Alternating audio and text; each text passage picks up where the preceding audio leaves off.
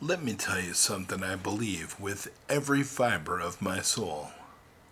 God doesn't just show up when the lightning strikes. Sometimes He shows up when the rain stops, when the fog rolls back, and when you're standing at the edge of something you never wanted to face. And sometimes He shows up looking just like a stranger. There's a little town in the Rocky Mountains called Willow Bend. You won't find it in many travel brochures. It's quiet, nestled where the pines outnumber people, where the air is clean and the stars still dare to shine. The kind of town where folks don't just say grace before meals.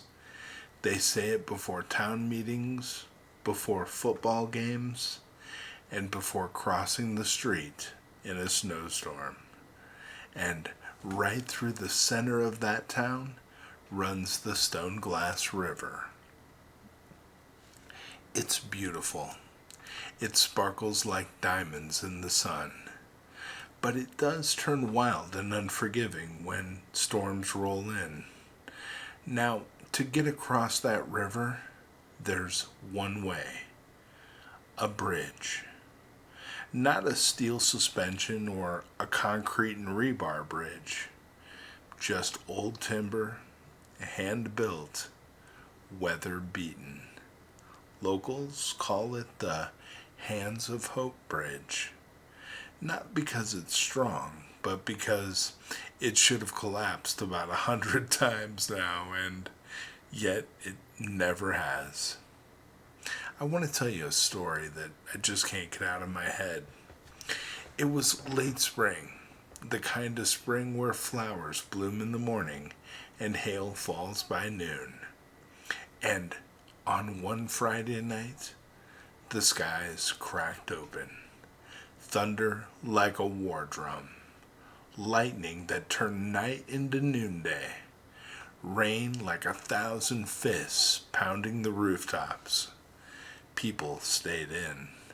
Candles flickered, and all across Willow Bend, hearts prayed for safety. But one heart beat faster than the rest.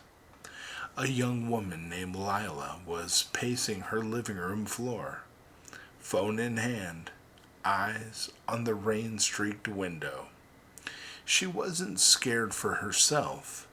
She was scared for Miss Annie. Now, Miss Annie lived across the river, alone. She was the soul of the town. 86 years old, still wore Sunday hats, still quoted Psalms from memory, and still made cornbread that could win national awards. She was Lila's second mother, her spiritual anchor, the one who taught her to read the Bible and trust God even when life didn't make sense. And tonight, she wasn't answering her phone. No calls, no lights across the river, just darkness. Well, the next morning, the storm had passed, but it left its signature. Trees were bent, roads flooded, power was out. The sun tried to break through, but fog lingered low, soft, thick, almost sacred. Lila threw on a coat, grabbed a flashlight, and walked the half mile toward the bridge. And what she saw when she got there made her breath catch. The river was swollen. The gentle stone glass was now a roaring, mud-colored monster. And the bridge. Lord help her. The bridge looked like it had barely survived the night. Planks missing, boards warped, moss slicked the wood like ice. It looked like a coffin stretched over the river. She stood there, frozen, one step from faith and one gust from falling in. That's when she heard a voice, low, gentle, right behind her. "You thinking of crossing?" She turned, and there, half shrouded in mist, stood a man. He didn't look like an angel. He didn't shine, and he didn't hover. But he didn't look worried either. He wore a cloak damp from the trees. His beard was neat, but his eyes. His eyes looked like they had seen eternity. Not aged, but ancient. Calm, kind, unbothered by rivers or storms. "I need to get to someone," Lila said, "but I'm not sure it's safe." And the man, he didn't offer calculations or safety statistics.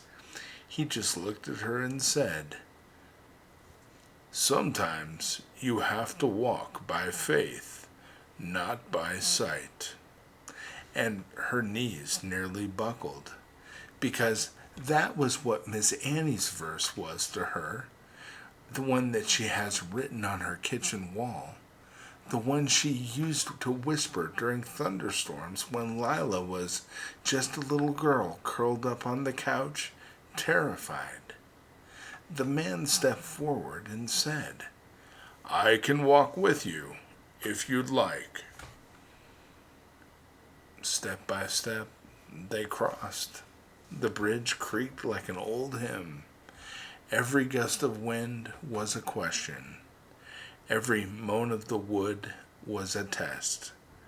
But the stranger walked steady, not rushed, not slow, just right. He pointed out the stable boards. He said, "That one's bent, but it holds. Been holding for a long time. Sometimes the ones that look weakest are the strongest, because they've already been tested." Halfway across, Lila asked, "How do you know this bridge so well?" And he smiled. "I've crossed it with a lot of people. Most never noticed I was there." When they reached the far side, Lila turned to thank him, but he was gone. Just gone. No footprints, no echo, no sign he'd ever been there. But carved into the last wooden post on that bridge, almost invisible under layers of moss, were the words, "Be not afraid, for I am with you." Isaiah 41, verse 10. And her hands trembled as she reached out to touch it. Tears flooded her eyes. That verse. Again. Well, she ran the rest of the way to the house. The door was ajar. Inside, Miss Annie lay near the stairs. She had slipped during the storm. She was cold, weak, but alive. Lila knelt beside her, wrapped her in a blanket, and prayed. When Miss Annie opened her eyes, she smiled and whispered, "He walked with you, didn't he?" Lila paused. "What?" Miss Annie closed her eyes again. "I prayed last night, and I asked him to come for you, and he always comes when we ask." Now, friend, I don't know what your bridge is. Maybe it's the job you just lost. Maybe it's the diagnosis that's changed everything for you. Maybe it's just a heartbreak or a burden or a dream that feels impossible. You're standing at the edge, looking down at the rushing waters, and fear is whispering, "Don't move. Stay where it's safe. But I'm telling you, you don't have to see the whole path. You just have to trust the one who walks beside you. Because sometimes Jesus doesn't just calm the storm. Sometimes he walks with you across the bridge. God bless you, my friends.